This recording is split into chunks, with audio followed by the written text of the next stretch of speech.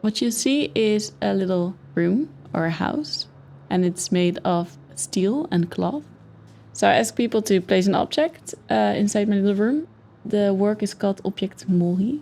Inspiration comes from the phrase memento mori, which is very popularized in the late Middle Ages of being a sentence that used to suppress vanity by the Catholic Church. But the phrase is actually way older and was more of an memento vitae, so remember that you're alive. It goes back also a little bit to the Danse Macabre, like we're all equal and once we're dying. I lost my mom last November during the beginning of this last year.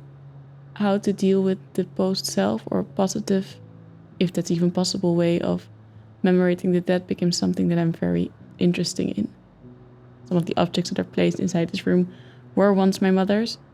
To be able to give some agency back to the people that to deal with what comes after you die. And with my work, I try to say that scenography doesn't always has to be purely designed, that it can also be inspired out of a very personal story and emotion.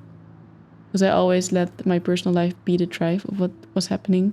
Also because I had to, because it was too big, my mom dying, to not use it because I had to use it because I couldn't walk around it. I had to stop with the course or find a way to actually, translate the feelings into something that I could actually work with.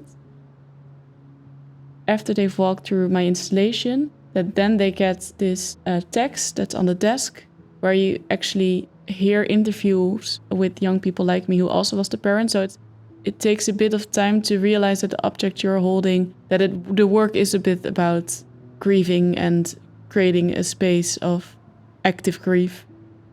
I find it always important to make something that you actually want to walk through or touch or do something with. Well, I hope I don't make them sad, but I hope that they can see that grief is just another form of loving and that it's as much part of life as life itself.